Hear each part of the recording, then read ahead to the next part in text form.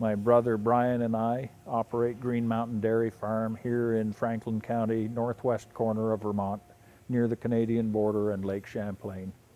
We're a large farm operation operating under an LFO permit. We milk about 900 cows typically, and we have roughly 100 calves and 450, 500 heifers. When I was raised on a dairy farm during the early 1950s, and one day I saw our dad, he looked discouraged, and I said, "Dad, what's wrong?" And he said, "Nothing." And I said, "What's wrong?" He said, "Well, the price of milk isn't paying what it should." I said, "Why?" He said, "That's the way it is." But the issue that we have consistently year after year is the price of milk. And the volatility that exists in the price of milk is disheartening when you can work an entire year and borrow money to produce milk. It just doesn't make sense. We borrowed money all of 2016 to maintain our infrastructure here. And we're still borrowing money. Well, we're down to, I think, 819 dairy farms at this point. The cow numbers are down to, I think, 129,000.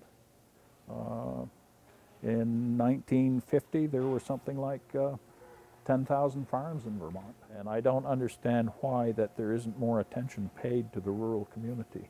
We have USDA grants for rural development and all of that sort of thing, but then we overlook the fact that the rural community is having its income taken away from it because the farms and agriculture aren't able to sustain themselves. So the less farms, the less money in agriculture, the less opportunities, the harder it is on a state like Vermont. By the way, Vermont's the most heavily dependent state in the country on dairy, and we still have that age-old problem with volatility. Now that we're participating in a global market, we're at the mercy of what's going on in Russia, what's going on in China, what's going on in Oceania.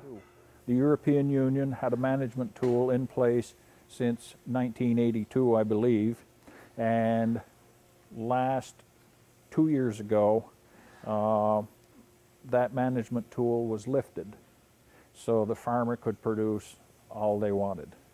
And they began to produce all they wanted.